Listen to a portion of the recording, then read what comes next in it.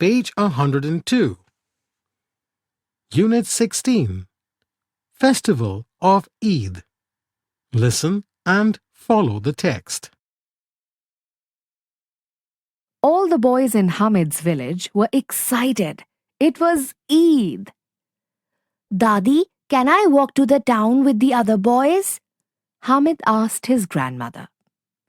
It's really 3 miles to the town, said his grandmother. The other boys have leather slippers, but you have no shoes. I'll be fine, Dadi, said Hamid. His grandmother looked in a pot. Here are 3 pice, beta, she said. Buy some sweets and a drink. Have a nice time. Hamid's mother and father were dead. He lived with his 73-year-old grandmother, and they were very poor. Hamid smiled at his grandmother. Thank you, Dadi, he said. The villagers walked nearly 3 miles to the town. From far away, they could hear the noise. Shopkeepers shouted. Rich people drove cars. They hooted behind their steering wheels. But in the mosque, everyone was the same.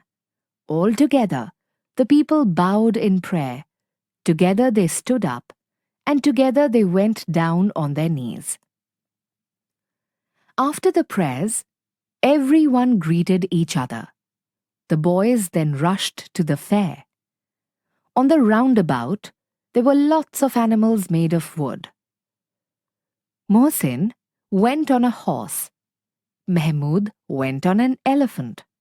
Noori went on a camel. Sami went on a deer. They all laughed with pleasure. But Hamid did not go with them. Come on, let's get some toys, shouted the boys. On the stall, there were rows of toys made of clay. Mohsin bought a water carrier with a bag of water. Mahmud bought a policeman with a gun. Noori bought a lawyer with a gold watch. Sami bought a washerwoman with a bundle of clothes. But Hamid did not buy anything. Look, here are some sweets, shouted the boys. Mohsin bought jalebis. Mahmud bought halwa. Noori and Sami bought sugar candy.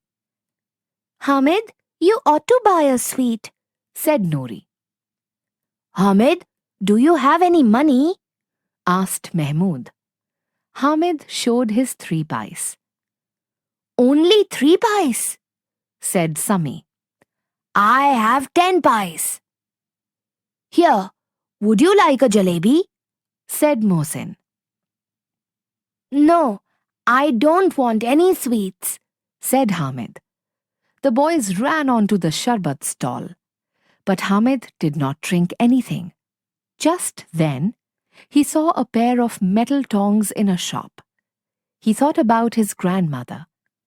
When she made rotis, she usually burnt her hands. How much are the tongs? Asked Hamid.